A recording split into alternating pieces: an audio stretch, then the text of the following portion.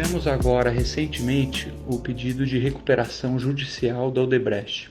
Pela lei brasileira, isso é quase uma falência aí. A empresa estava devendo mais de 100 bilhões e não aguentou cumprir os seus compromissos. Agora, esse episódio ele é uma grande lição e um marco na história do Brasil dos últimos anos, porque nos ajuda a entender melhor um pouco o que aconteceu no Brasil e como se deu esse projeto de poder chamado petismo.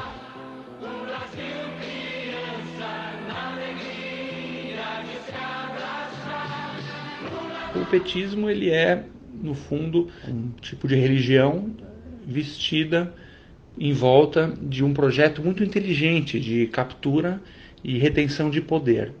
Quando os petistas ganharam a eleição lá em 2002, conquistaram o executivo no Brasil, eles fizeram a seguinte pergunta: como a gente garante a nossa permanência aqui, no poder nos próximos 50 anos? É isso que é o foco central. Não é implantar uma ideologia, uma utopia, nada disso. É simplesmente o poder cru e nu a longo prazo. E para isso foi desenhado um projeto muito inteligente, muito completo, admiravelmente inteligente até, que envolve alguns pilares para garantir esse poder. O primeiro pilar, obviamente, é você mapear todos os grupinhos de interesse no Brasil, os grupinhos de influência, e dar um jeito de cooptar esses grupinhos, trazer eles para perto e colocar eles debaixo das asas do governo central. São esses grupinhos a classe dos artistas, a classe dos intelectuais nas universidades, principalmente os movimentos sociais, movimento negro, movimento gay, ao cooptar esses grupos para sua ideologia, os altos funcionários públicos de algumas categorias, os sindicalistas, o Congresso, alguns empresários amigos do poder, mapear todos que têm influência, que podem ou ajudar ou sustentar um governo, ou mesmo os que podem atrapalhar. E como que você atrai esse pessoal? Você basicamente precisa dar uma tetinha. Esse pessoal funciona na base de tetinha. Por exemplo, no caso dos artistas, tem uma tetinha muito importante chamada Lei Rouanet, que não foi nem inventada pelos petistas, se justiça seja feita, ela vem de antes. Já na época do PSDB já tinha essa tetinha para os artistas. A Lei Rouanet é uma lei que permite você desviar dinheiro da saúde, da educação, da polícia, desses serviços básicos, para financiar show de artista sertanejo, filme da Xuxa, exposição de homem de bunda de fora. Então é basicamente a tetinha dos artistas, é a Lei Rouanet, que eles defendem com unhas e dentes. Os sindicalistas nunca ganharam tanto dinheiro quanto nos governos petistas, nunca teve tanta proliferação, tanta criação de sindicatos. A missão de um sindicato é lutar por benefícios para os trabalhadores, certo? Mas em vários lugares do país não é isso que vem acontecendo, não. Esses sindicatos são controlados por dirigentes corruptos. E no fim o dinheiro sai do bolso do trabalhador e vai direto para o bolso deles.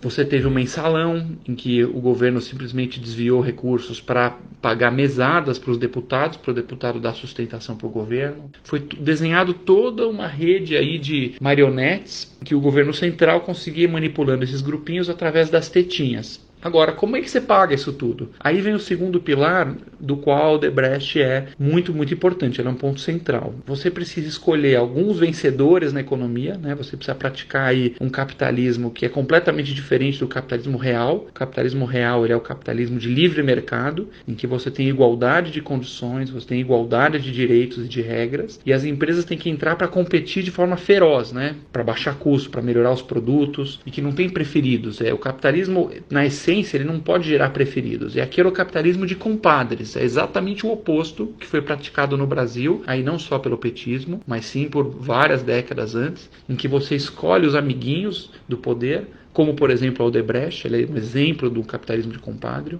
O ex-presidente da Odebrecht, Marcelo Odebrecht, afirmou hoje em depoimento ao juiz Sérgio Moro que a empresa mantinha um funcionário responsável pelo pagamento de propinas desde 1990. E aí para esses amiguinhos você dá dinheiro quase de graça do BNDES, você dá contratos públicos para eles atenderem as estatais, que foi o caso do Petrolão.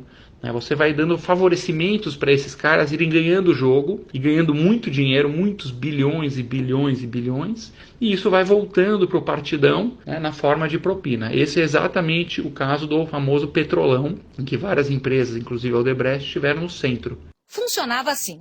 Partidos políticos aliados ao governo, PP, PMDB e PT, indicavam diretores para ocupar cargos na Petrobras, nas diretorias de abastecimento, de serviços, de exploração e produção internacional e de gás e energia.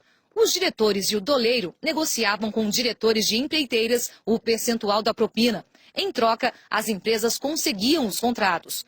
A propina saía dos cofres das empreiteiras e era distribuída aos diretores da Petrobras, a políticos e ao doleiro Alberto Youssef. 13 empreiteiras foram citadas no depoimento como participantes do esquema, entre elas Camargo Correia, Odebrecht, OAS, Queiroz Galvão, Andrade Gutierrez e Mendes O Júnior. primeiro pilar, então, é a cooptação de grupinhos e oferecer tetinhas para manter essa turma toda quietinha e apoiando o governo. Segundo pilar, escolher alguns amiguinhos para ficarem multibilionários e irrigar o esquema de corrupção. E o terceiro, para conseguir fechar a conta desse Estado que é absolutamente ineficiente, guloso, desse polvo gigantesco que é o Estado brasileiro, que devora tudo ao seu caminho, é você empobrecer, claro, a classe média e a população mais pobre, né? Alguém tem que perder nesse jogo aí. Se tem tantos grupinhos ganhando, alguém tem que perder. E quem perde é o povão e mais ainda a classe média.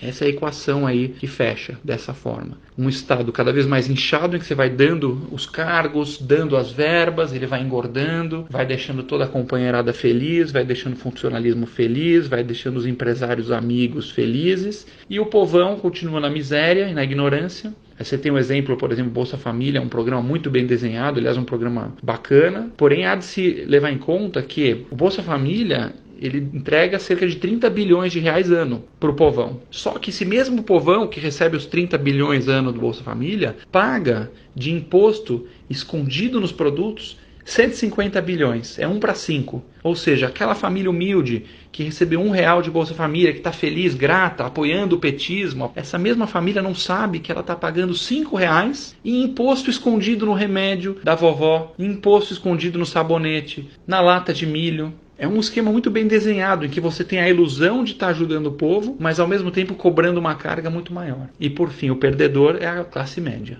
Aí é preto no branco. A classe média é o verdadeiro grupo de escravos do Brasil. Se você quiser resumir o Brasil em uma frase, é basicamente um sistema político que escraviza a classe média e alimenta as tetinhas dos grupinhos. Isso é o Brasil. Você, como classe média no Brasil, você faz um péssimo negócio. Péssimo.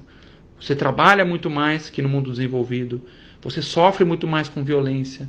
Você sofre muito mais com estresse. Você passa horas no trânsito para chegar no seu trabalho, num lugar violento, e você recebe zero em troca. Um governo inchado, gordo, ineficiente. Enquanto a classe média ficar dormindo, as tetinhas vão ser o verdadeiro governante do Brasil e os líderes que organizam as tetinhas. Essa é a luta agora. A classe média, junto com o povo, tomando consciência, dando a sua voz nas ruas, dando a sua voz na urna, dizendo não para as tetinhas, não aos grupinhos, não aos tratamentos privilegiados, e aí retomando o Brasil a quem o Brasil deveria pertencer de verdade. Somos nós, os cidadãos comuns.